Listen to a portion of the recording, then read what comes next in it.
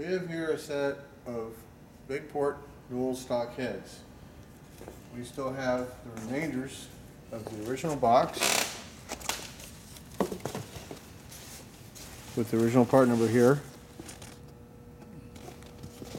And here is the packing date of the box, 12/43. And the name of the box company, Gaylord Container Corporation, Milwaukee, Wisconsin. Made the boxes for Harley Davidson. Now, a friend of mine, we just did a trade on these. We spent all day picking through stuff. And he packed these, he found these, and either won't tell me or doesn't remember where he got them. But this here, July 30th, 1986. And Times Herald Record probably doesn't even around anymore. But he had stuff in the newspaper after he got them.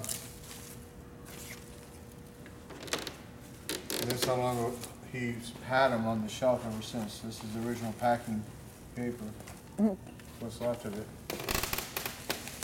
Crumbling. Crumbling. And look at that. yeah, so it's just crumbling here. Here's the other box. What's left of it? And again, we have what's left of the original part number, -40, original packing date. Now, it's one thing to find a weird part or something. It's another thing to find a hard part that everybody needed, everybody broke. Knuckleheads are notorious for breaking. And I've personally never had another set of NOS stock heads. So the wartime, we established the date of 43, early 46. This will be black, which you see here. Pre-war, they would have been parkerized. By 47, they're parkerized again. Well, they've never been used. They've never had valves in them. They've never been on a bike.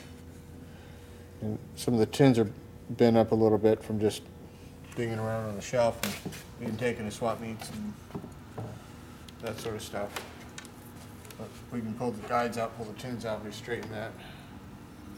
But again, it's never been used, never had valves in it, no old stock heads.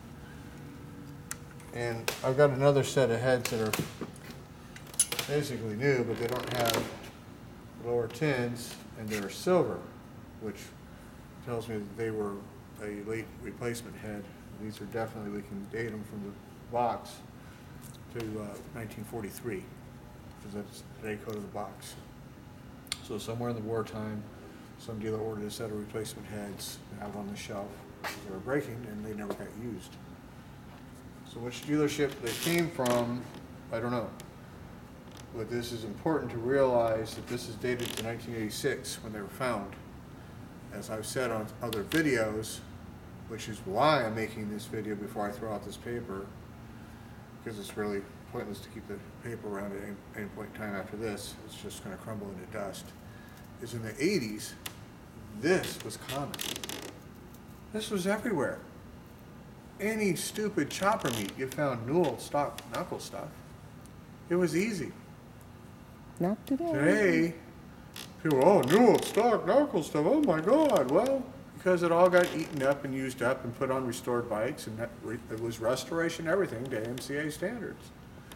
Until Greenie over there got in Greg Field's book in '97, and everybody woke up, it was restore everything. If that bike had come up years ago, it had been restored, unfortunately. But this here further documents exactly what I've been saying. I was there, I saw it. Okay, well, a lot of guys, even the guys that are 10 years younger than me, weren't there and didn't see it. All I have is rumors. Because when I'm in my 20s, they're 10 years old. And they weren't going to the swap meets because they were 10 years old. And I only get to see when I was 10 years old, all I have is rumors of what happened.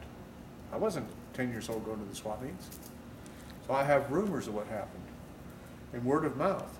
But this here is factual documentation. These here were found in 1986. That's how this newspaper got stuck in there. So this was common. It was going around. The dealerships didn't want this stuff. They were throwing it out. You could go buy it for pennies on the dollar at the dealerships. They didn't want it. They're getting rid of it all for nothing. But that was then. Old stock knuckle stuff was actually cheaper than used stuff at one time. So we'll see you guys on the next video. I hope you enjoyed this.